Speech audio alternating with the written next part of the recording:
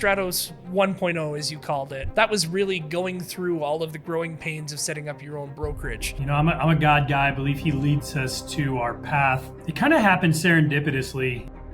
What I learned was I needed to departmentalize. I needed to go from everyone running their own desk to a departmentalized structure where the air carrier and the customer all get the exact same consistent Stratos customer experience. That really allowed us to make the decision on pivoting the organization from being a jet charter brokerage to being a company that now sells jet charter brokerages. Our team of flight coordinators have all been with us for 5 or more years, resulting in them having processed thousands of charter flights, booked thousands of charter flights. So that must mean the air carriers really like to do business with you because they know what they're getting all the time. This is a bespoke services business. You want to be able to provide that, and that's all done relationally. Ladies and gentlemen, welcome to another episode of OpenSkies podcast. My name is Chris Glass. I am your host, and I am here with Joel Thomas and Darren Engle from Stratos Jet. Gentlemen, welcome to the show. Thanks, Chris. Thanks for having me. And both of you have excellent backgrounds there, tarmacs and airports. I love it. Joel, I'm going to start with you. Tell me a little bit about yourself. Okay, I'm Joel Thomas, the CEO and founder of Stratos Jets. I started the company when I was 25. Well, 26 is when we incorporated, and I've been running it ever since. Now, you have a long history of aviation in your family, correct? I do, yeah. My dad was a pilot.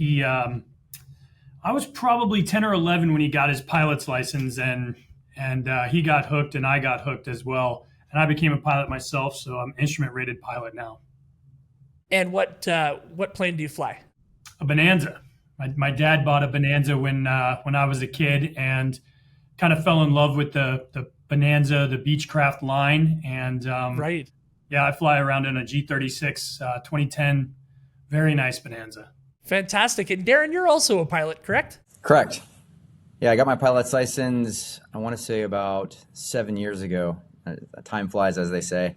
I've been pursuing, there's never a point in time in which you stop learning as a pilot. So there's always an endorsement or a rating that you can pursue, training, you name it. So I love aviation from that perspective. It's always continuing to improve and educate yourself on all things flight. Now, your background isn't in aviation. You have more of a mechanical engineering background. So tell me a little bit about yourself. Correct. Yeah. By trade, I'm a mechanical engineer.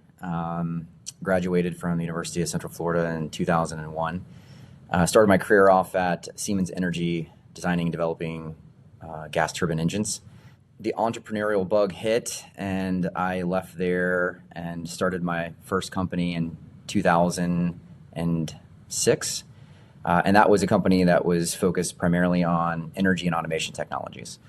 Fast forward today, I have my MBA, serial entrepreneur, been involved in numerous startups and high growth technology centric companies. And yeah, it's what led me down to this path, actually. I was working with Joel for many, many years, and more on the advisory side, and an opportunity came up that I had to jump on. Now, Joel, tell me a little bit about how Stratos got started. How did the company begin? Yeah, it kind of happened serendipitously. I'm a God guy. I believe he leads us to our path. And for me, I was college grad working at a large investment firm setting up 401ks. And I always felt like I was one bad month away from maybe not even being there anymore. So I was really looking for kind of like my own next right step in life. And right. There was a girl that I was in college with who was an executive assistant for one of the founders of the Magic, for the son of the founder of the Magic. Anyways, he needed a private plane. And I was always trying to get her to come flying with my dad and me, or come out to the airport for a First Fridays fly in. And so she knew I had an interest in aviation, and she reached out and asked me, she's like, hey, can you help me organize a flight, or who do I talk to? I told her I could make it happen. So we did. And I wasn't expecting anything of it really, but the air carrier gave me a nice referral check. And they said, look, you keep the clients coming and we'll keep the checks coming. And we figured out kind of how to broker from there. It was interesting because, my dad was pretty involved with this, and he observed kind of the way the company that we hired to do the job handled things. And my dad pointed and said, you can build a better jet charter company than this. And I believed him and set out to do it. And so far, I believe we have. We originally in Stratos 1.0, I know the challenges of building a charter brokerage, really. We built the business first. I built the business so that I could sell charter myself. So when we're talking about Stratos 1.0, as you called it, that was really going through all of the growing pains of setting up your own brokerage. Talk to me about that challenge. Yeah. So, originally when I first started, I didn't have I wanted to glorify God with my work, but I didn't really have a grand vision of exactly what it would look like. What I knew was I needed to deliver a good customer experience and build some good relationships. And so I created processes that allowed me to be more efficient. Like my first charter was a Word doc and a Excel spreadsheet to put quotes together. And then we turned that into the very first Stratos. We called it Stratos Admin at the time. It became Stratos FMS. And once it was in the tech platform in Stratos Admin, that allowed me to hire people who could, basically run their own little book inside of Stratos Jets, utilizing our tools. So basically to duplicate myself. And that's kind of the genesis of how we grew the business. But by age 30, maybe 31, I recognized we're doing $20+ million in revenue. Every salesperson is using my system, but they're not necessarily coordinating and organizing and doing things the same way. I hear from air carriers that this guy forgot that, and clients, we would lose clients left and right because the customer experience, and I'm providing them all through marketing, right? So I'm spending a lot of my own money to get these clients, and I wanted my agents to maintain them because there's a lot of cost in generating a client. So what I learned was I needed to departmentalize. I needed to go from everyone running their own desk to a departmentalized structure where upon closing, the air carrier and the customer all get the exact same consistent Stratos customer experience. And that was probably by 2012, maybe 2011, that we decided to departmentalize. And when you departmentalize, you all of a sudden have fixed expenses. Yeah. A lot of fixed expenses. We had several $100,000 all of a sudden out of nowhere in salaries. Previously, everyone was running a full desk. All that money could be thrown into marketing. Now we had to balance that, okay, we have to keep these people on, having a slow month. I got to pay their fixed costs. That means I have to cut back on marketing. Well, if I cut back on marketing, are we going to be able to generate enough new clients and enough new revenue to be able to cover their costs, down the road? So there was a large balancing act that was actually really difficult to overcome. I feel that we're very blessed. The people that we've attracted on our team care about their work product. They also care about their own relationship with the customer, and that's allowed us to have deep relationships. And then from an operational support standpoint, when we added flight operations, when we departmentalized, when we had the accounting, before they were finding their own aircraft, they were booking the flight, they were organizing the flight, they were making changes and everything to the flight and adding passengers, and then they were chasing down invoices and payment. Once we took all that off of their plate and left them with but finding the aircraft and managing that client relationship, we expanded their productivity peak tremendously. When you're running a full desk, I've done it myself, I think 17 flights a month, and you're pulling your hair out, one every other day. You've got too many things going on. And you will start booking flights out into the future that you're going to have to focus on and think on. But having the departmentalized structure that we have in place now, and we have had for more than 15 years probably, we have a lot more time on our hands to focus on ensuring that we're getting the best possible aircraft and aircraft operator for every flight, making sure that we're servicing the client better, essentially. So it's really been a good thing. And that's a great point, because one of the things that I definitely wanted to talk through was why we pivoted, or the inflection point where the pivot was made, and Joel just did a great job at explaining the evolution from Stratos 1.0 and beyond.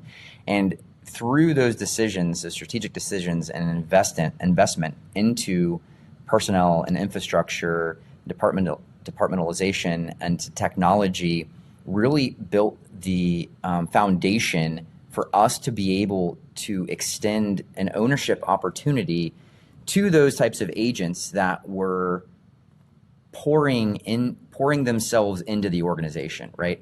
There will be people that never really want to own and operate their own jet charter brokerage. They just want to be agents. They're very happy with that. And there's a place for them. But then there's a place now for those that want more. And so we were able to really look at that. And that was one of the points that really allowed us to make the decision on pivoting the organization from being a jet charter brokerage to being a company that now sells jet charter brokerages. And that pivot was not an easy decision, but Joel ultimately made that decision and decided that was what was not only in the best interest for the industry, but also for those agents that really were looking for the next right step. So right. That was really the foundational point that really enabled us to make the shift and pursue this new model of operating. Yeah, the balancing act between, where does my money go? You got a bucket of money every month, right? Where does it go? Does it go into marketing? Does it go into operational support, like the personnel and the infrastructure, the office space? Or does it go into tech development? And having to, over 18 years, having to do that balancing act myself, we were successful, but it was a long road of organic growth in order to do that. With our franchisees, they come on board instantaneously day one with the infrastructure that's already established for them. And the great part is, if they have a down month, they don't have outflows, right? It's a performance-based model. So they only pay for services or infrastructure when they sell. So if they have a down month, unlike my road, if I had a down month, I'm still paying all those expenses. But with this new model, when someone does have that down month, well, guess what? Their operating expenses are reduced. They don't have to pay for those outflows. So what is the mission of Stratos Jet? Well, the mission was to provide an air charter service that educates our clients and helps them to make an informed buying decision. So we've always thought of ourselves as kind of an advocate for them. So we will analyze the air carrier, we'll scrutinize their operational history, their performance working with us, and we help the customer to make the decision based on, is this the right airplane? Is this the right air carrier to operate it? Then we advocate for the best possible crew, the most experienced possible crew for every single flight. Right. This is the world of private charters is somewhat the Wild West with a lot of different companies and a lot of different operators out there. So safety is always top of mind. So how does that work at Stratos Jet? Why is safety such a big thing? Longevity. We care about our clients. We want to make sure they have a safe travel experience so they'll come back. But there's a lot of variation in the operators. This is the thing that most clients don't really understand is right. You can have, there's several different levels of an air carrier. There's a basic 135.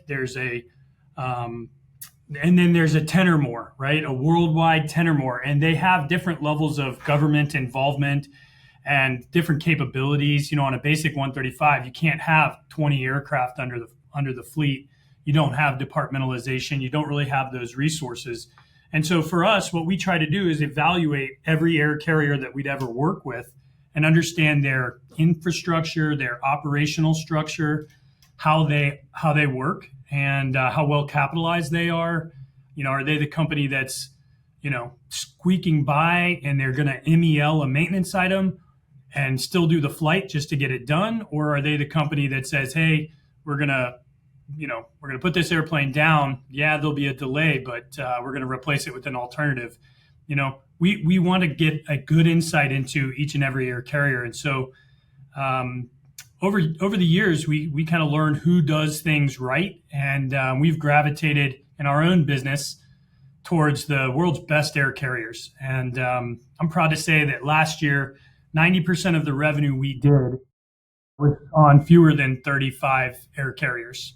So Wow. Deep, meaningful relationships with the world's best air carriers, and it seems to benefit our clients really well. So you're doing all the vetting on behalf of the clients, right? So as a client, I don't have to have any of that at my forefront. I can just trust that Stratos has that taken care of. Yeah. So as an Argus certified broker, any company can say they've got a safety program, right? They can put it on their website and say, yeah, we only use Argus Gold or better operators.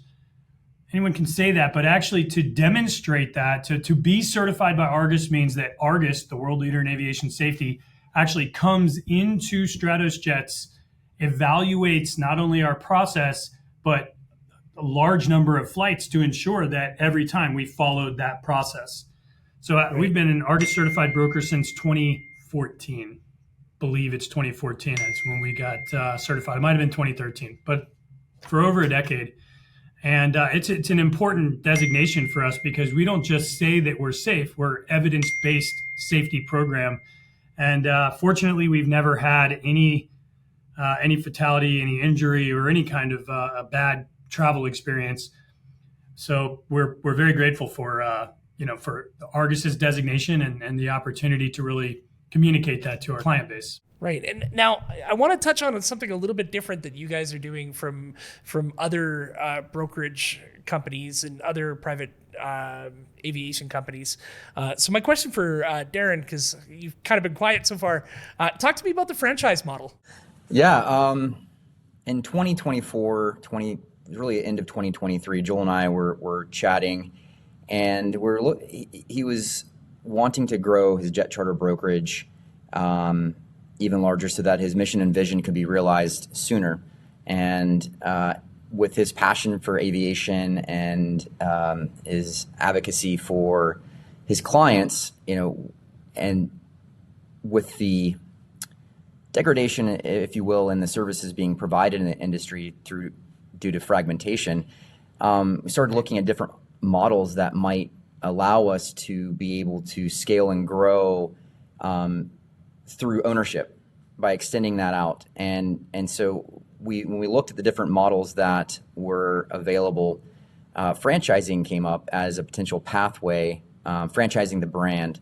And given all the history of the brand and the strength of the brand, I felt that it would be a great path for us to move forward. And Joel and I talked through that in depth, did some modeling to make sure that the numbers would work out and that we could provide a service and an opportunity to people that would really allow them to be able to step out and own their own jet charter brokerage and provide a level of service and quality of safety that was on par with some of the best brokerages out there. So if I'm a successful broker already, why would I be interested in joining Stratos as a franchise owner? Yeah, so if you're being in the industry, if you're going to be working, if you're a broker, you're going to be working for someone else. And if you ever thought about starting and owning your own business, but don't really have the entrepreneurial background or the business background, there's a lot of unknowns and there's a lot of risk associated with stepping out and starting something for yourself. While you may be really good at sales and relationships, that doesn't necessarily translate into the business world. And there's a lot of non-generating revenue activities that consume a lot of your time, that distract you and pull you away from your core competency. This pathway allows them to transition into ownership and create a pathway for them for growth, not only professionally but personally. And it allows them to have all of the support that they need along the way to build a successful company. Now, Joel, what kind of support do you offer a franchisee? A tremendous amount of support. So from day one, we provide all of their technology, right? So our Stratos FMS platform, it provides service end to end from inbound lead all the way to a wheels down and re-engagement. It's a technology platform that manages all aspects of the client's travel. It's built on the Salesforce architecture. So that's where it begins. Upon booking, once they have a client who's interested in booking, we manage the payments for them. We manage the cash flow to ensure that the air carrier can be paid, to ensure that the federal excise taxes are being paid. So from all of the accounting aspects. And then we also do, upon confirmation, we do all of the coordination and organization for them as well. Our team of flight coordinators have all been with us for 5 or more years, resulting in them having processed thousands of charter flights, booked thousands of charter flights. So these guys have extensive experience, and they're available to immediately book any volume of business for a broker or a brokerage that wants to come on board. And we do all of this on a transaction basis. So there's no ongoing fees for the franchisee. It's done on a transaction flight by flight basis. So if they don't do any flights, they don't have any outflows. If they do 100 flights, they have the resources and the infrastructure there to process and manage all of their flights. So it's a very scalable model. Right. It allows that franchisee to take a vacation if they need it, gives them some flexibility in their schedule. We are in private aviation. I don't know if there's anything called a work-free vacation, but they can work remote and know that they've got the backup there to support them. One of the side effects of the pandemic is we could all work from home and we could all work from our vacations. Yeah. So one question I have for you, how do you select your air carriers? Because there's so many PJ operators out there and there's so many different types and kinds. How do you decide which is the right partner for Stratos? That's a good question. Well, I mean, a lot of it is mission dependent. So if a client has an obscure need out in Alaska, and they need a caravan, what we'll do is we'll identify all of the air carriers that are in Alaska that are capable of accomplishing that mission. And then we will evaluate their operational history through either an Argus check report or a safety intelligence report through Wyvern. We also evaluate their FAA, their DO85, their ops specs, anything that the government publishes. We get that on file and evaluate that to ensure that they are safe and that they're compliant and that they're doing things by the book. From there, we ensure that they carry a minimum liability insurance. So for the example I was mentioning, the caravan, we require $25 million on turboprop aircraft. And that's actually a very high standard. Most turboprop aircraft are insured for $5 or $10 million. So that eliminates a lot of the carriers. And that additional expense for that insurance is pretty significant. So that kind of speaks towards the financial stability and the ability of that air carrier to make investments in their own business. Right. So it just kind of weeds out a lower quality air carrier essentially by having that standard there for them. For jets, it's a minimum of 50 million going up based on the number of seats on the aircraft. But like a light jet, we'd want to make sure it had at least 50 million liability. So we analyze those things. We make sure that they have a flawless safety rating going back at least 7 years, which is as far back as we can look in the check registry.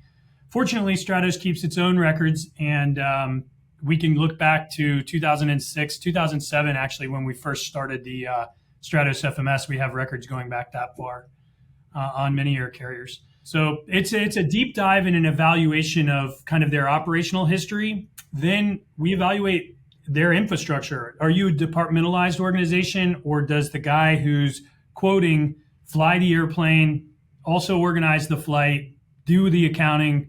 Does he do all that? Because there are companies out there that are like that, and they give really cheap prices because they don't have the infrastructure and they can do it for a lower margin. So we try and evaluate that on every air carrier. What's their infrastructure like? What investments have they made in personnel, in technology, in resources to really ensure the customer experience is reliable and consistent. Right. Then communication is also another we're very big on communication.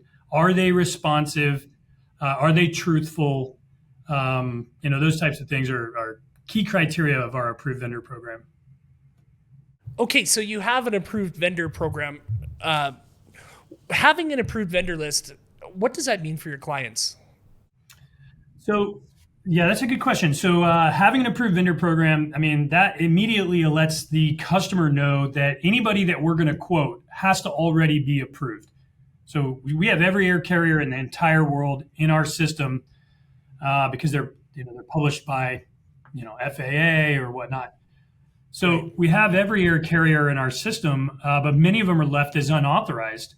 And we'll do an evaluation if it's necessary, but we can't quote. Our system won't even allow a quote to be generated on a carrier that isn't already approved. They just don't even show up in our tool.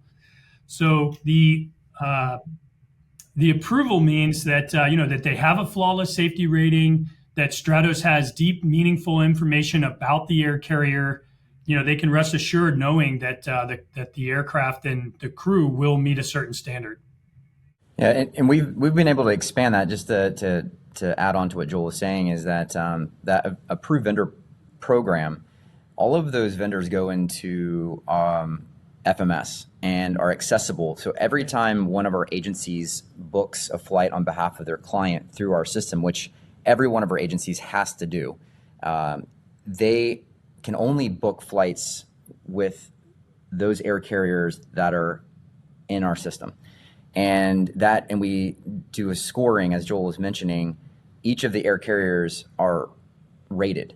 And so this provides a lot of insight to an agency owner or an agent that works for an agency that's booking a flight with an air carrier maybe they've never worked with before.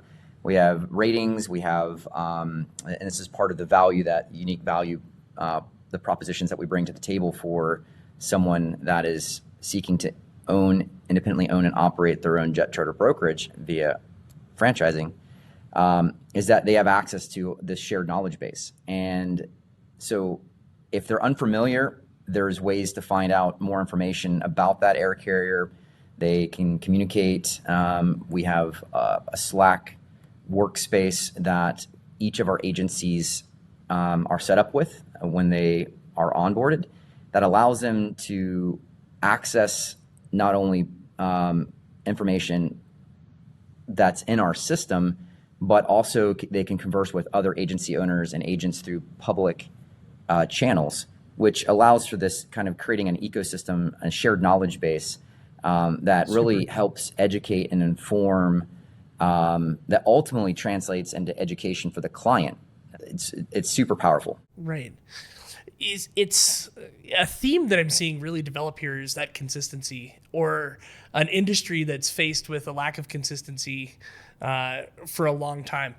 I know that this industry is really sexy, the private jet industry. You see that front end of it. The back end sounds very messy, and this seems to be adding that consistency side to it. What are some of the challenges with consistency in this space? Yeah, so obviously the quality of the air carrier. So in our industry, what we deal with a lot is clients treating the service as somewhat of a commodity. Yeah. And looking for the lowest possible price, which puts pressure on, our agents or the agent that they end up booking with to go out there and use these carriers who may not be the most reliable. We talked before, they may be a basic 135. Some basic 135s are really well organized and well run. But in general, they lack the infrastructure, right? They have one guy who wears all the hats. He's the chief pilot, the check airman, pilot of the flight. He does it all. Right. So there's a lot of variation between the different air carriers. Additionally, in most brokerages, which is what processes the majority of flights, Part 135 flights in our industry, most brokerages, they run a full desk. The salesperson also does the coordination and organization. So not only do they have to be good at sales and building relationships, they have to be good at identifying the best type of aircraft, the best positioned aircraft, finding out the best price, understanding the operational history of the air carrier. They have to go into coordinating and organizing, and there's a lot of hats that they have to wear. And so with our model where we departmentalize that, where we handle everything after the sale, these flight coordinators on our team, like I said before, they've done thousands and thousands of flights that they've coordinated. So they are very good at ensuring that all the I's are dotted and T's are crossed. They're also exposed to countless obstacles that we've encountered, and they have a knowledge base that the average salesperson who might do 70 or even 180 flights a year for a pretty good salesperson, these flight coordinators are doing more than 1,000 flights a year. So they have way more experience in making sure that they can identify these roadblocks or pitfalls that might occur on any flight, which expands the customer experience, or it improves the customer experience. But not only that, we're also servicing these air carriers, right? We sit in the middle between the customer and the air carrier. And when you have a brokerage with every salesperson running a full desk, every single agent is running a different customer experience, and they may be forgetful of passengers, or the departure time may change and they may not change the catering order and it's lost or left behind. Well, with our model, we're also providing a very reliable coordination and organization experience for the air carrier, right? We're simplifying their workflow by booking the flight and then planning it with their hat on, with an operator's hat on, making sure that they have instant real-time information at all times. They can click into our trip manager portal for the air carrier and identify exactly what we expect of them at any given time. So yeah, we're delivering a coordination experience not only for the customer but also for the air carrier as well, which really improves efficiency and consistency in the service that we deliver. Right. So that must mean the air carriers really like to do business with you because they know what they're getting all the time. Absolutely. We hear the air carriers saying that, hey, working with Stratos simplifies things for us. We have less time. Plus, we have assurance that we're going to be paid. There was a carrier that came and had dinner with us, and they said, look, last year we worked with 600 different brokerages. With Stratos, we did it, multiple millions of dollars of revenue. Some of these other brokerages, we might have done $80,000 or $200,000 of revenue in. And there's a risk for the air carrier, right? They don't know if they're going to be able to get paid, if they're going to block off time and then that broker just kind of disappears without paying them, or cancels the flight last minute. With Stratos, we do what we can to be the best possible partner for each air carrier. And like I said before, 90% of the revenue that we generate has gone through fewer than 35 air carriers. And as you mentioned, Joel, the air carriers echo that back to us. They'd rather work with one centralized team through the booking process that they have a relationship and rapport with than 100 different agents, right? And that's something that we extend out through this model through our agencies is the efficiencies and the consistencies associated with the operational support and the financial services, which is another great topic that we really haven't hit on yet, is the financial services aspect that we bring to the table, which really allows one of our agencies to book unlimited amount of flights. They're not limited in securing the asset based on their own capital means. And so that's an advantage, and also not only an advantage, but it minimizes and mitigates a lot of risks associated operationally for them, especially if they're a new company. If they decided to pursue their own brokerage independently, then these are things that they're exposed to, right? They're going to be pulled in a multitude of directions. They're going to have to focus on driving revenue to be able to sustain operational cost of the business that they just started. And I think that, as we were talking about before, this fragmentation and lack of real knowledge in what it takes to operate a jet charter brokerage, organically growing one over time, is really what has caused a lot of the nonconformities within the industry, right? These kind of Part 134 and a halves, the clients that brokers working with their clients and putting them on assets to maximize margin because they need that extra revenue to operate the business. And, when you get into that type of situation, that's not benefiting the client whatsoever, right? Their experience goes down because maybe they're flying in an older class of aircraft or older asset. Machine.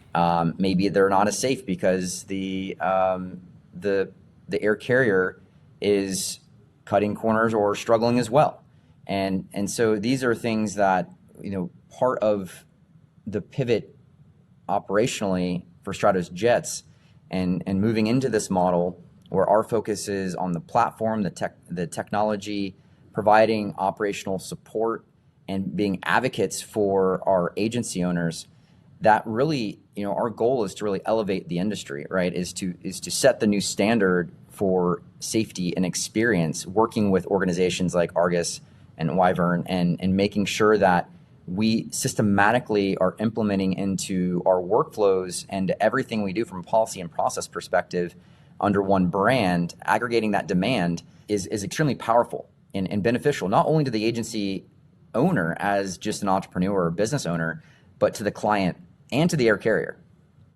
Yeah, so there's a uniform experience from all three levels, right? The broker, the air carrier, and the client.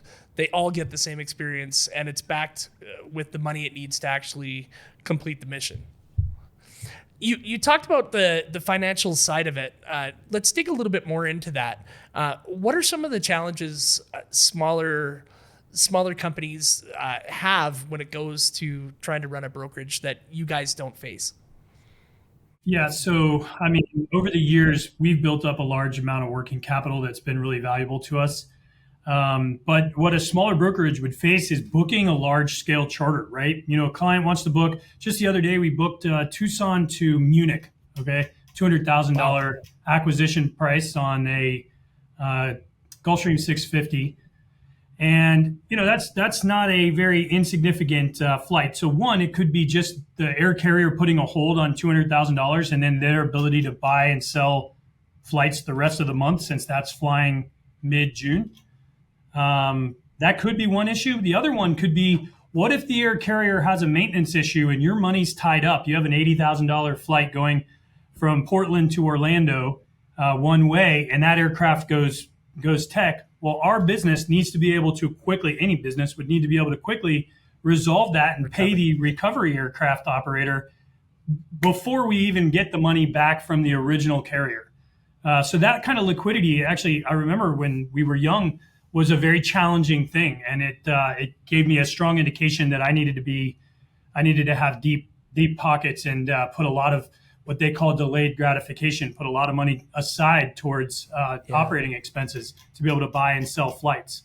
Another thing is, so we're very lucky that we built the Stratos FMS platform, but historically we used to have a lot of subscriptions, a lot of different costs. So our marketing expense, all these different expenses that would be there, personnel, that would be there whether or not we had the revenue.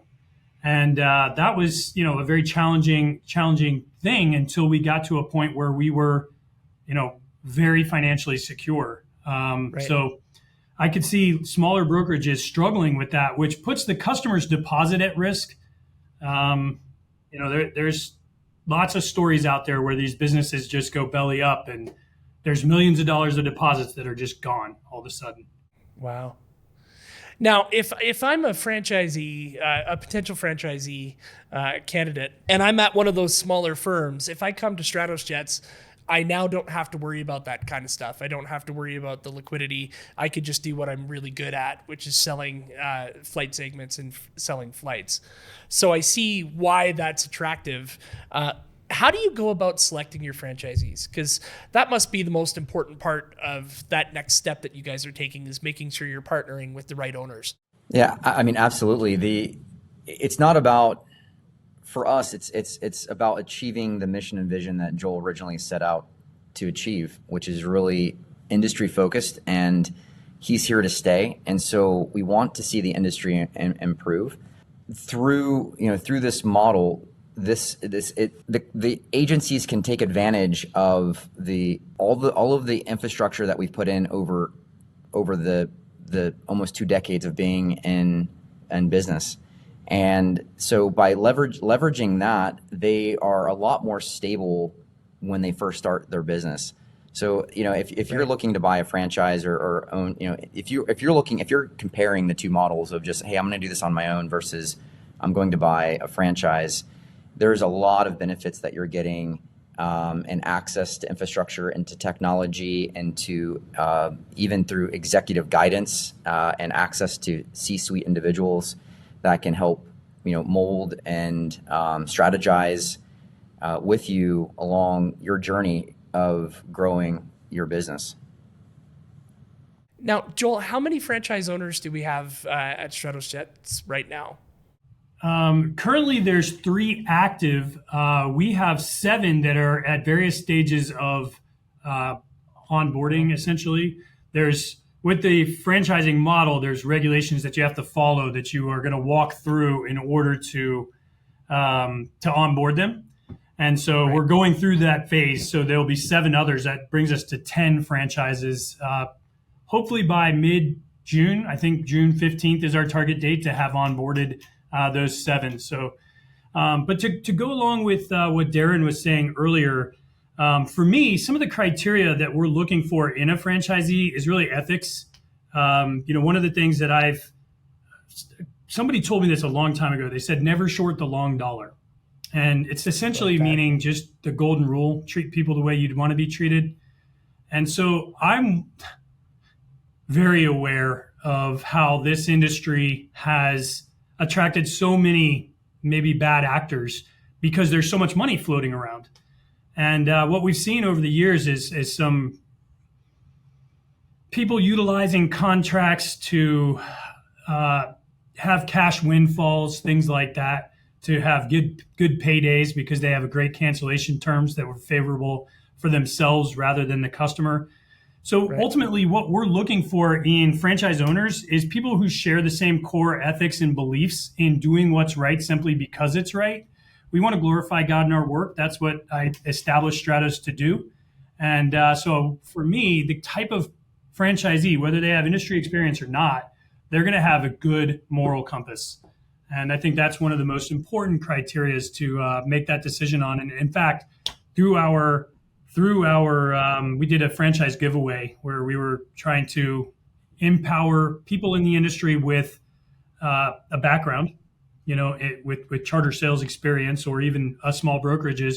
We have had applicants who maybe don't have the best reputation that thought, hey, having a Stratos franchise would help me earn that franchise or that reputation back.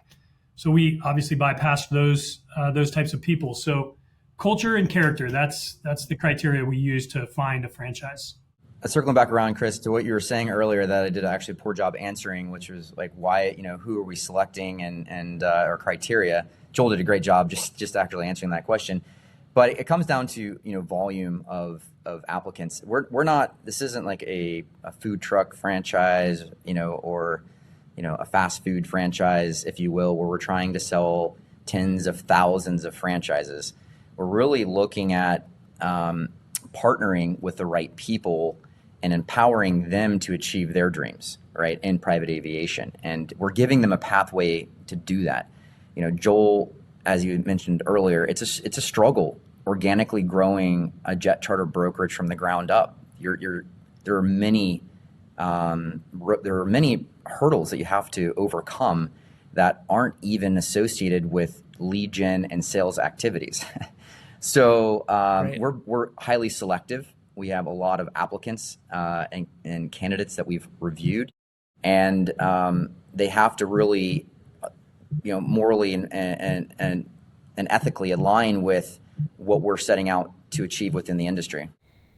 Right. Now, I wanted to touch on the franchise giveaway because that sounded really novel and really cool. So walk me through that process. If I'm a potential franchisee and I wanted to enter that, what did that look like? Yeah, so the giveaway was oriented around industry professionals. It's oriented around the individual who does a great job for their clients, but maybe has reached a glass ceiling or was working with a charter broker, the owner of a brokerage who maybe has a poor reputation in the industry, who maybe they don't get along with, and they have a glass ceiling where they want to grow and build a team and do something meaningful for themselves. So the giveaway was oriented really around enabling people to take that next step in their career. And honestly, the genesis of the idea, I had the Stratos 1.0, 2007 through 2013. We grew a nice team. And I had some people on our team that said, look, I want more than to be just a salesperson. And, they've gone on and built their own businesses and or worked for somebody else. But some of them have gone on to build their own businesses. And so talking to Darren over the years, I asked, how can we prevent that from happening again? Like, what can we do to create a pathway forward to give people something beyond just being a salesperson, right? And so we actually explored a lot of different models. This model of the franchising enables people to take ownership of their own book of business to grow. They can grow a sales team, train somebody, have that person engage their database and start getting referrals and really grow organically their own business with all the support and resources of a large national established firm like Stratos. Our goal is really this is simple with this model is you stay focused on what you're really good at doing, which is relationship building and booking flights. And we handle everything else. That's kind of our motto. And we work for you. You're not working for us. And so that's another important, point to make is that a lot of people that are new to franchising or to business in general, with this model, it's one of the questions that come up. They think that they're going to go work for Stratos Jets, and it's that's not the case. The case is that there's an opportunity for them to independently own and operate their own jet charter brokerage, and franchising just gives them all of the strength and support that they need to be successful in this industry. Right. Yeah, we're their back office, right? We're the home office for each individual agency. So we really do work for them, and it's our focus to deliver that consistent, reliable service experience that allows them to grow and scale predictably. When we started this podcast, we wanted to tell the unique side of aviation, and this is a very novel, unique approach to the private jet brokerage business. So congratulations on starting something that I haven't seen before, and I haven't seen this model done successfully by anybody on this level. So very cool. Where do you see Stratos Jet in the next 10 years? Well, the vision of Stratos is to continue to educate our clients and help them make an informed buying decision. So how does that look? As we continue to grow these agencies, like I said before, by June, we should have 10 agencies operating, each one of them having a consistent safety program. And I would like to see Stratos being more of an influential player in the industry, ensuring that, hey, air carrier, if you want access to the revenue that Stratos offers, raise your standard to our standard. So that's one area. Personally, I'm a pilot, so I have some goals to own a Pilatus PC-12 and small little operator as a lifestyle business. But we want to support our agencies if they want to do things beyond charter and be a private aviation consultant. We're going to be there to support them when it comes to aircraft acquisitions, working on IATA certification, working on providing, if we build the air carrier, we'll have a director of maintenance that can help do pre-buy inspections and ensure clients buy the airplanes right rather than buying the airplanes with lots of problems. So we want to continue to grow and to continue to be a greater resource, not only to the customer base, but to our agency owners as well. Yeah, exactly. And there's a lot of other product offerings that we will bring forth to our agencies, right, so that they can leverage. And that would be things like aircraft, sales, acquisition and sales, placement for management. What our agencies and their team right now, if they're just booking charter, this industry is very, very, very, very niche. And so the relationships that are established, if someone's flying charter and they'd like to do that and they decide, hey, I think I'm going to buy an aircraft. Can you help me do that? Well, then a relationship can continue beyond just charter. That's our hope. Right. And to say, yes, our back end team, Stratos Jets Corporate, can provide you with those services to facilitate that deal. on your behalf. Then moving beyond that, now that that asset has been acquired and now the owner is looking to place it under management. Well, there's a deal structure that can be put in place. So we would, just like where our focus is on our approved vendor program right now with air carriers, we could have something very similar with, from an under management perspective with operators that would want to have access to assets, and then we could be the medium connecting the agencies and agents with the operator in that case, the management firm in that case. But there's more than our platform as we continue to grow and expand the offerings, product offerings, so that our agencies can further monetize and grow their own agencies and their business beyond just charter, if they choose to do that. We're also building tools to provide more data. So we have an AI engine that is based on our document repository and all things Stratos Jets, as well as FAA, et cetera, within the industry. We have a multitude of data acquisition engines that allow our agencies and their agents to have access to certain data sets that they can then generate market analysis and provide that to their clients so that they can make an informed buying decision. And it's things that are done dynamically. These aren't static things that we're working on.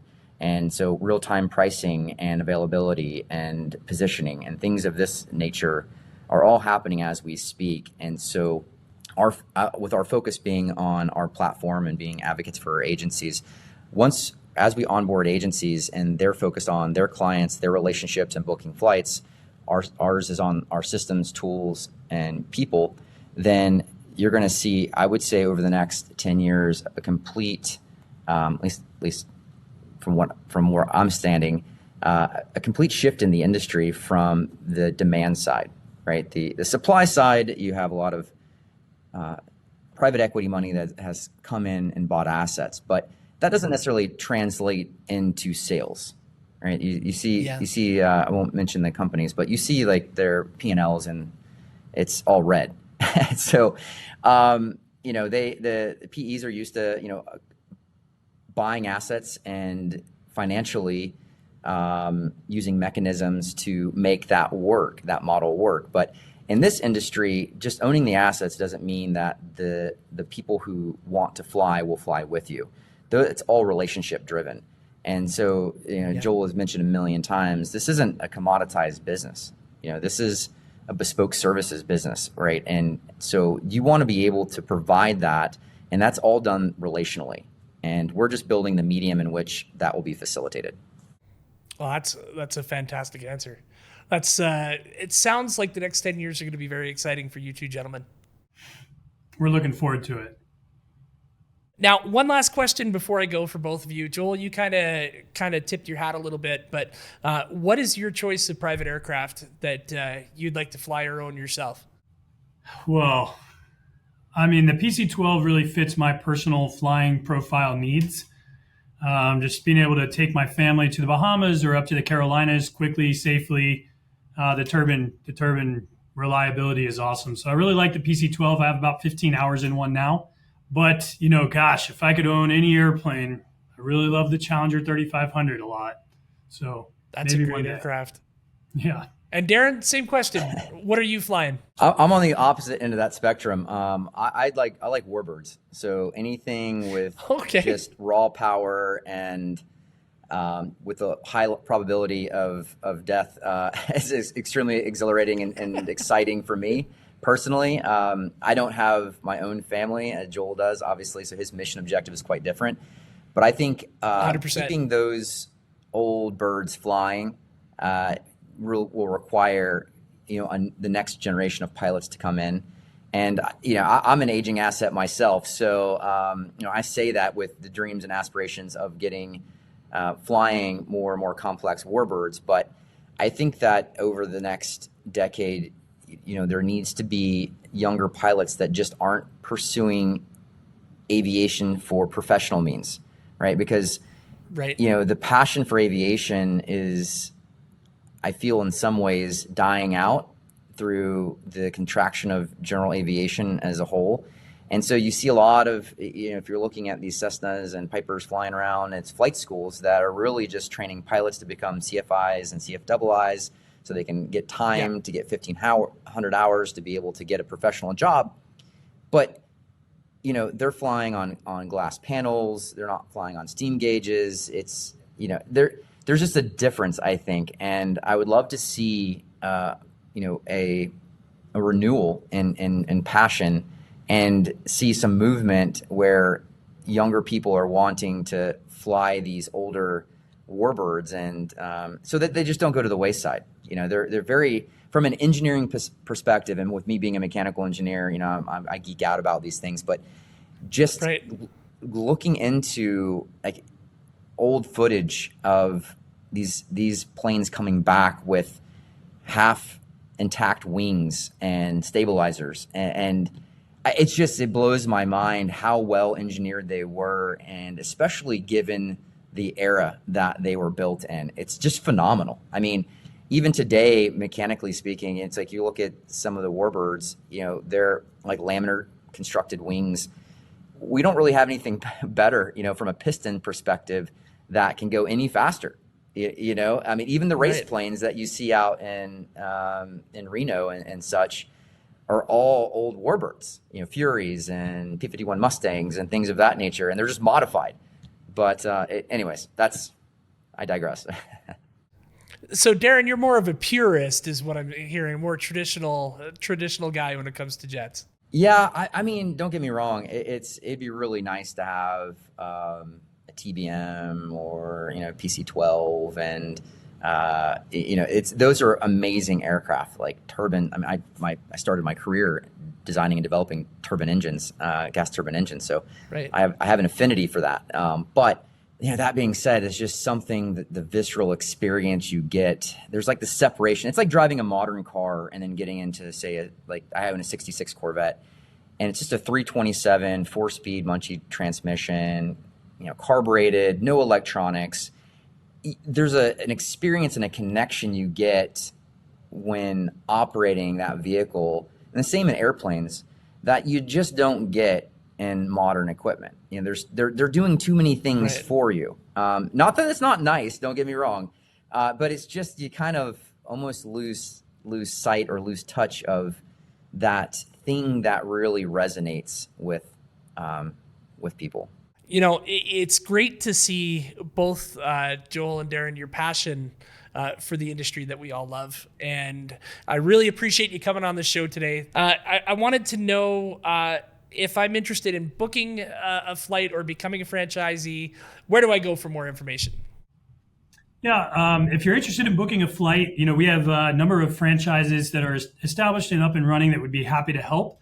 There is a find an agency button on our website that can be navigated through the homepage link, where you hover over franchise and it'll drop down to find an agency. If you're interested in establishing an agency and owning your own jet charter brokerage, click that franchise link. You can learn a lot more about it there, and you can also submit a request to get in touch with us on that page. It's stratosjets.com/franchise. Thank you so much for being my guest today. Enjoyed the conversation. Thanks for having us, Chris. Thanks, Chris. Perfect. Really appreciate the time and the conversation. And thank you for spending some time with us today on Open Skies as we learned more about Stratos Jets. I'm your host, Chris Glass, and we'll be back with more episodes shortly.